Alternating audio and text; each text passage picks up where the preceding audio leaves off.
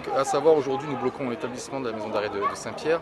Ce qu'il faut savoir c'est que pour l'UFAC Consa Justice, déjà notre première demande c'était un nouvel établissement dans le sud de l'île, une nouvelle structure pour rénover le parc pénitentiaire réunionnais qui est désuet depuis des années. Sauf qu'à côté de ça, on nous a vendu du rêve avec une rénovation de l'établissement. Donc déjà on avait du mal à croire comment faire du neuf avec de l'ancien. Sauf qu'aujourd'hui ces travaux ne sont pas aboutis. On veut nous forcer à faire une ouverture préméditée d'un quartier qui n'est pas abouti. Donc on nous livre un chantier, c'est comme si demain je prenais une maison sans toit, sans fenêtre. Derrière on va forcer les agents à travailler dans des conditions sécuritaires minimales.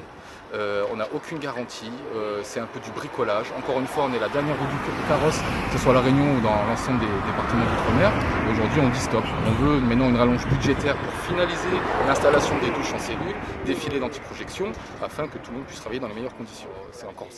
C'est très à la marge maintenant des prisons en milieu urbain, très urbain, avec sans glacis. Le glacis c'est la zone périmétrique qui va protéger l'établissement de toute projection de colis, de stupéfiants, d'alcool. Aujourd'hui on fait face à beaucoup de projections au quotidien et ces filets permettraient d'amortir, de ralentir la chute ou de les stocker sur ces filets à une hauteur assez conséquente.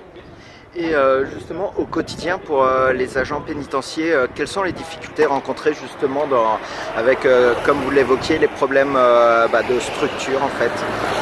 Aujourd'hui, c'est-à-dire que Saint-Pierre, on est encore sur un fonctionnement de dortoir. Donc c'est une promiscuité déjà qui cache un peu l'intimité des détenus. Cette promiscuité, elle entraîne souvent du trafic, du racket, des violences. Et demain, le personnel pénitentiaire au quotidien même doit faire face à tout ce qui peut se passer. C'est-à-dire que soit ce projet soit achevé comme il nous a été vendu, soit vraiment le premier souhait, c'est vraiment faites-nous une vraie prison, faites-nous une vraie structure qui puisse accueillir à taille humaine le nombre de détenus condamnés sur l'île de La Réunion.